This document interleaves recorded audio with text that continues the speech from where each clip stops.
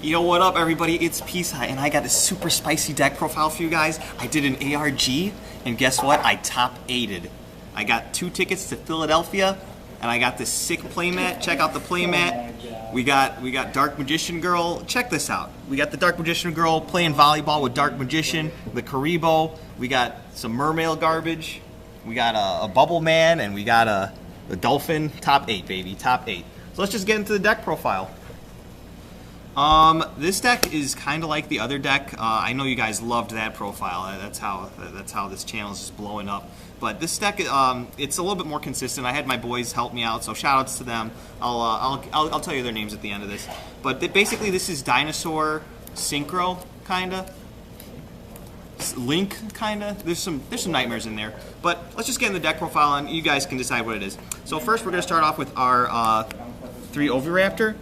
You guys know what this card does. I don't play the babies. I just mainly play this to get Conductor out as quickly as possible because this is a blind going second deck.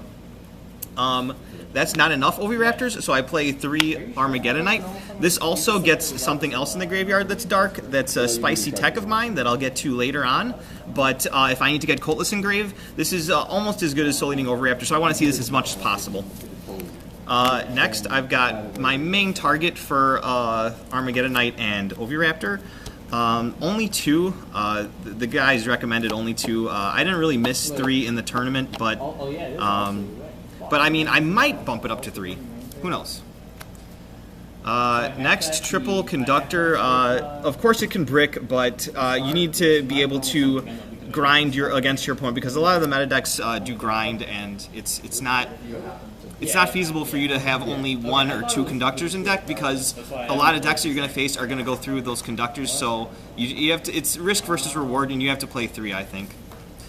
I'm main decking 1 Kaiju. It's searchable by Oviraptor, obviously, and it's just really useful against my Sky Striker matchup. I Kaiju'd them, and since they couldn't use any of their spells when they control a monster in the main monster zone, it just stopped them. So main decking this is a wise choice for me that day.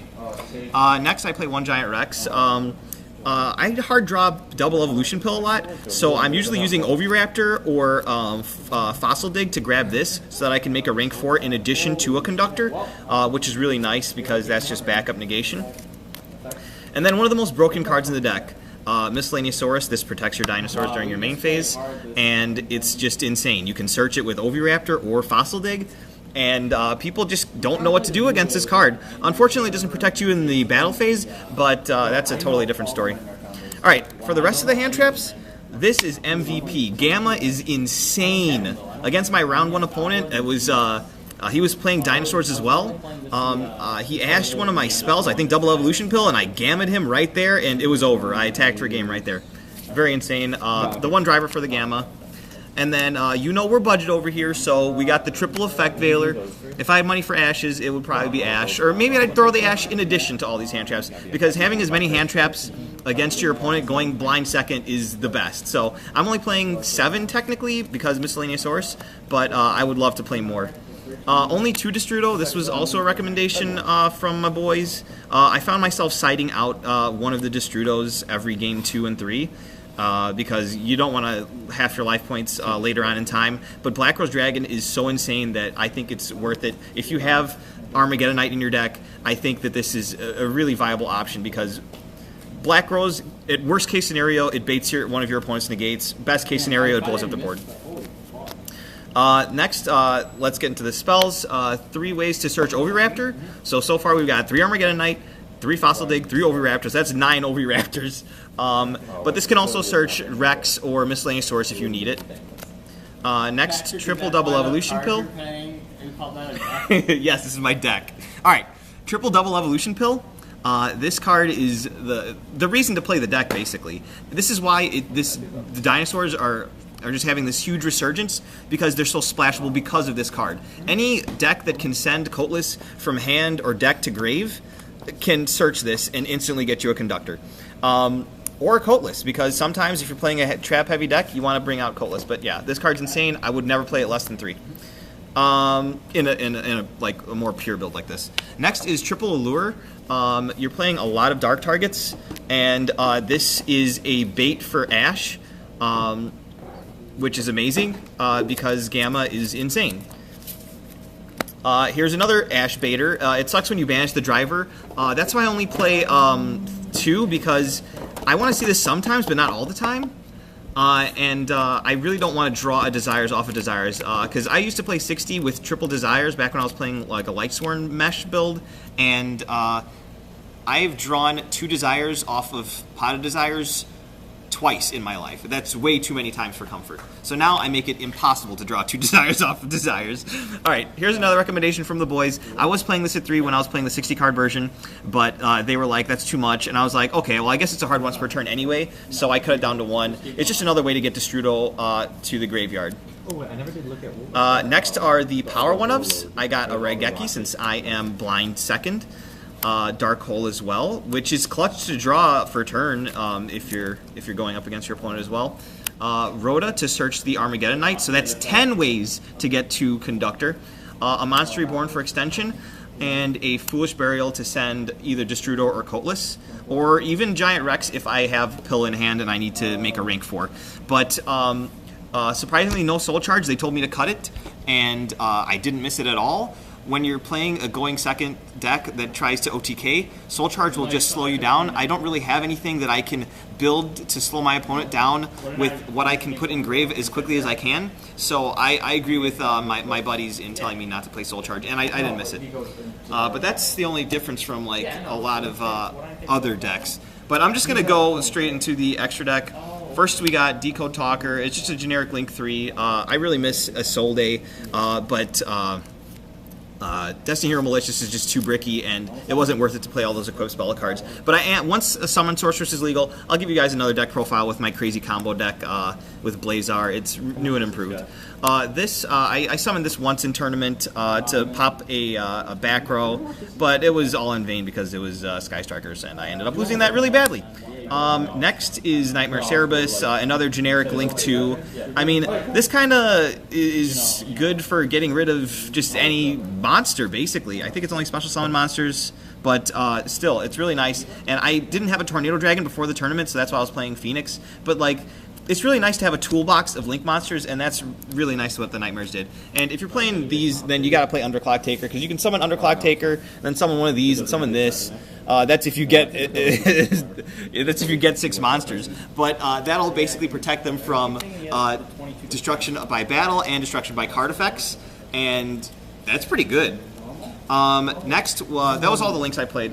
Next is Xyz. I did play one Gustav Max. I didn't summon it all tournament, but I had a lot of space in my extra deck, and I only had one Cherries. I only own 1 Cherries, so I opted not to play it because I feel like it would just be a brick, because if I didn't have it in my opening hand, it wouldn't do anything. So I just threw in random stuff. Like in testing, this came up, and it's really nice to do 2,000 damage, and I do play 3 Conductor, but most of the time you want to keep your Conductors, so basically that was just for fun. Didn't summon it.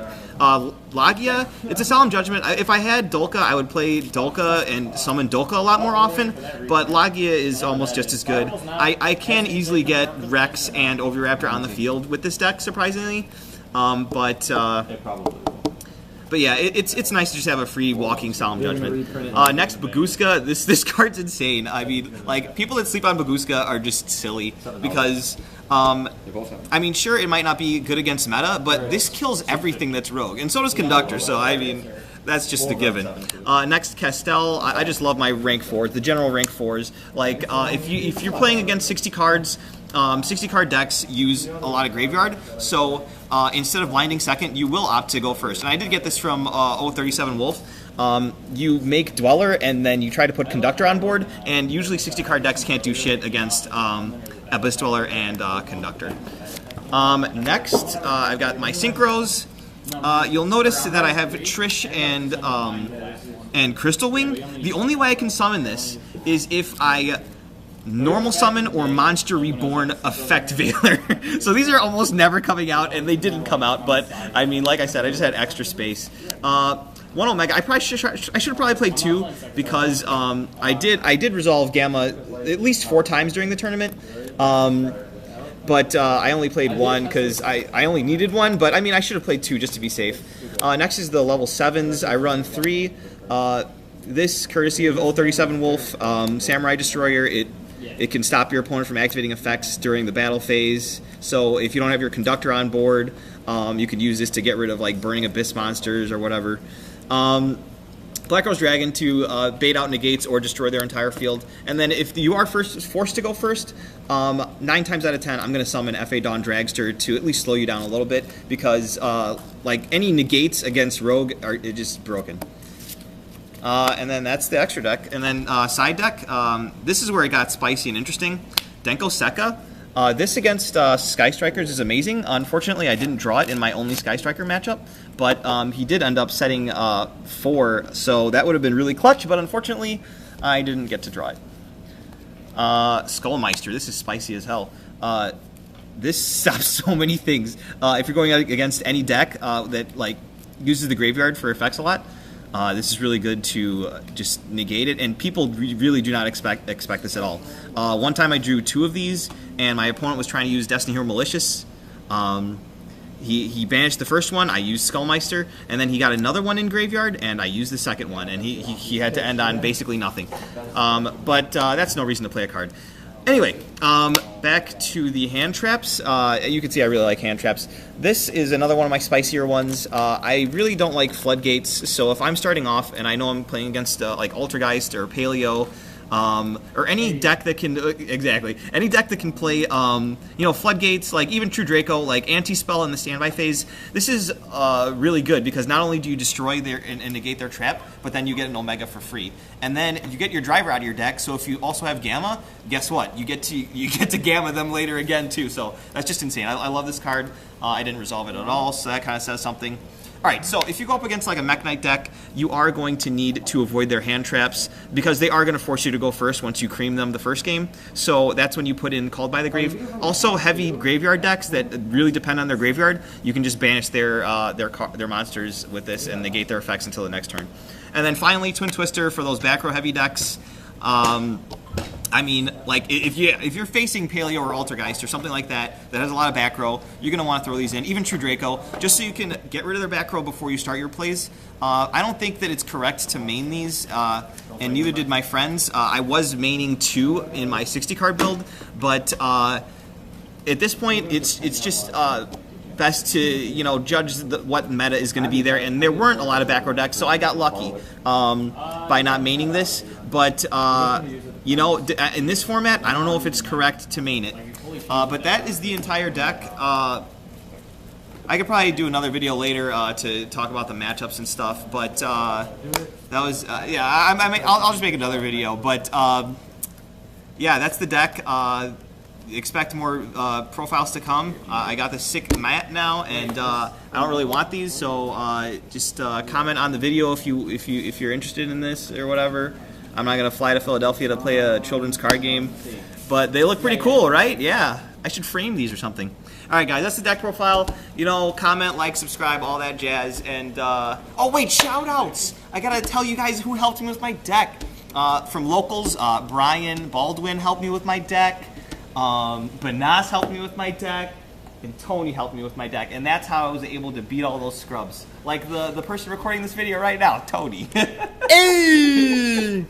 But yeah, that's the video, guys. Don't forget to like, comment, and subscribe, just to let me know that you guys, you know, want me to keep going. And I'll see you guys in the next one.